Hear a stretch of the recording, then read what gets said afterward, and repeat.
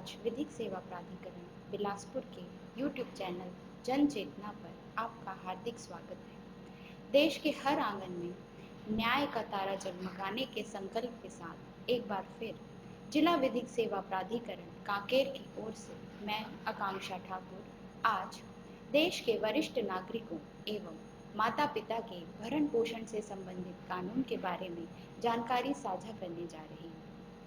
केंद्र सरकार एवं राज्य सरकार समय समय पर लोक कल्याणकारी राज्य की स्थापना हेतु देश के नागरिकों के हित में विभिन्न प्रकार के नियम एवं अधिनियम बनाती है, जिनके बारे में बहुसंख्य लोगों को जानकारी नहीं होती।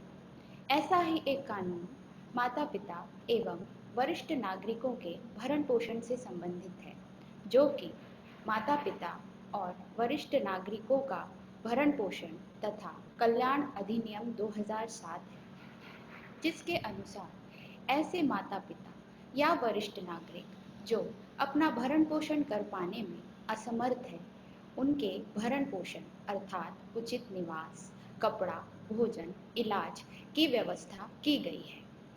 सर्वप्रथम यह जानना जरूरी है कि माता पिता की श्रेणी में कौन आते हैं। माता पिता का अर्थ सिर्फ जैविक माता पिता अर्थात जिन्होंने जन्म दिया है उनसे नहीं है।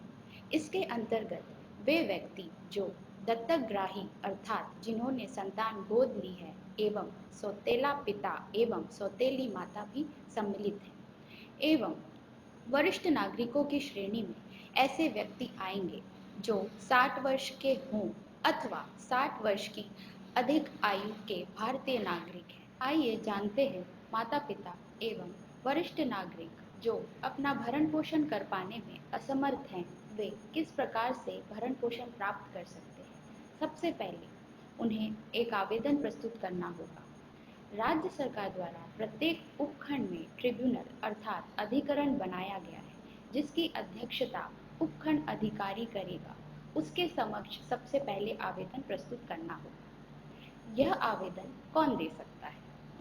यह आवेदन या तो माता पिता या वरिष्ठ नागरिक स्वयं दे सकते हैं, या उनकी ओर से कोई व्यक्ति या संगठन या अधिकरण स्वप्रेरणा से स्वयं ले सकता है। वे कौन व्यक्ति होंगे जो भरण पोषण के लिए उत्तरदायी है? कोई माता पिता अपने पुत्र या पुत्री, पोता या पोती जो वयस्क हो और भरण पोषण करने में सक्षम हो, उनके विरुद्ध आवेदन प्रस्तुत कर भरण पोषण की मांग कर सकता है। संतानहीन वरिष्ठ नागरिक अपने नातेदार से अर्थात वह व्यक्ति जो उस वरिष्ठ नागरिक की मृत्यु के बाद उसकी संपत्ति उत्तराधिकार में प्राप्त करेगा के विरुद्ध आवेदन प्रस्तुत कर भरण पोषण की मांग कर सकते हैं। यह आवेदन अधिकरण के समक्ष करना है। माता पिता या वरिष्ठ नागरिक उस स्थान के अधिकरण जहां वे निवासरत हैं अथवा अंतिम बार रहे हों वहां कर सकते हैं, या फिर संतान या नातेदार जिस स्थान पर निवास करते हैं वहां आवेदन प्रस्तुत कर सकते हैं। आवेदक स्वयं अधिवक्ता के बिना अधिकरण के समक्ष प्रस्तुत हो सकता है। अधिकरण के समक्ष आवेदन प्रस्तुत करने के पश्चात संक्षिप्त प्रक्रिया के माध्यम से जल्द आवेदन का निराकरण किया जाएगा। अधिकरण द्वारा दिए गए भरण पोषण के आदेश की उपेक्षा करने पर या उसे नामंजूर करने पर संतान या नातेदार पर माता पिता या वरिष्ठ नागरिक के भरण पोषण के लिए मासिक दर पर मासिक भत्ता हर महीने ऐसी रकम जो 10,000 रुपये से अधिक की नहीं होगी प्रदान करने का आदेश दिया जा सकता है। यदि अधिकरण द्वारा दिए गए आदेश से माता पिता या वरिष्ठ नागरिक जो भरण पोषण प्राप्त करने के अधिकारी हैं संतुष्ट ना हो, तब वे अपील अधिकरण के समक्ष 60 दिन के भीतर अपील कर सकते हैं, जिसका अध्यक्ष जिला मजिस्ट्रेट होगा। भरण पोषण की व्यवस्था के साथ ही राज्य सरकार द्वारा वरिष्ठ नागरिकों की चिकित्सीय देखरेख का उपबंध इस अधिनियम में किया गया है, जिसके अनुसार सरकारी अस्पताल सभी वरिष्ठ नागरिकों के लिए शैया की व्यवस्था करेगा।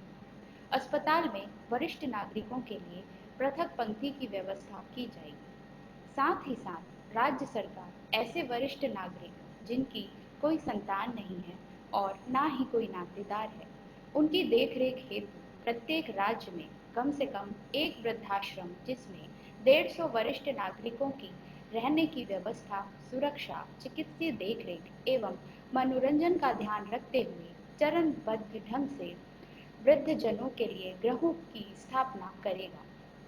यदि किसी वरिष्ठ नागरिक ने अपनी संपत्ति इस शर्त के साथ किसी को हस्तांतरित कर दी हो कि वह व्यक्ति इस वरिष्ठ नागरिक की मूलभूत सुविधाओं का ख्याल रखेगा, उसकी शारीरिक आवश्यकताओं की पूर्ति करेगा, परंतु यदि वह असफल रहता है, शर्तों का पालन नहीं करता, तब उस संपत्ति का अंतरण वरिष्ठ नागरिक के विकल्प पर शून्य घोषित किया जाएगा।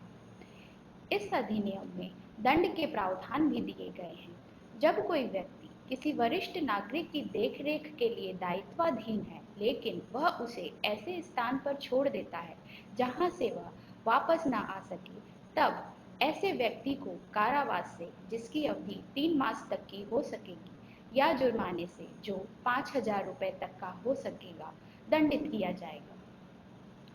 साथियों, ये थी माता पिता एवं वरिष्ठ नागरिकों के भरण पोषण एवं अधिकार से संबंधित कुछ मूलभूत जानकारियाँ। आशा है आप सबके लिए यह वीडियो लाभप्रद सिद्ध हो। धन्यवाद।